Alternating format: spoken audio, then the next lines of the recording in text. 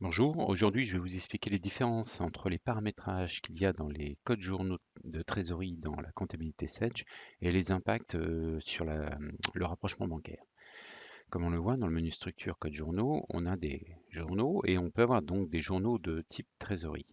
Sur les journaux de trésorerie, on peut avoir deux impacts de paramétrage qui sont la contrepartie en centralisation sur toutes les écritures de banque ou génération d'une écriture à chaque ligne de contrepartie et un paramétrage sur le rapprochement bancaire qui peut être un rapprochement sur le compte de contrepartie ou rapprochement sur le compte de trésorerie. J'ai préparé un petit document Word avec des copies d'écran afin de montrer les impacts. J'ai ici 4 banques que j'ai créées, la banque BEU, BU2, BRD, BRD3.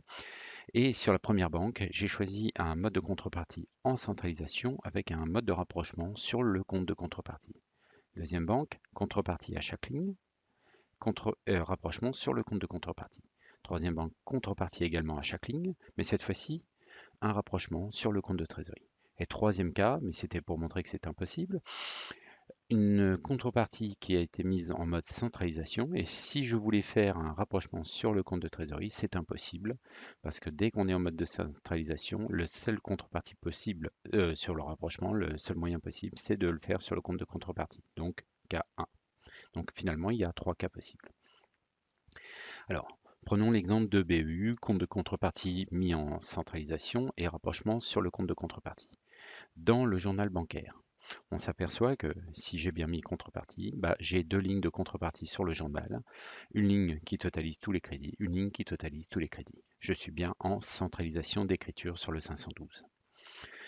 Au niveau du rapprochement ici, j'ai mis sur le compte de contrepartie. Donc sur le compte de contrepartie, simplement dans le rapprochement, la fenêtre de rapprochement bancaire, on fera tous les comptes de contrepartie et non les comptes 512. Je vais deuxième cas.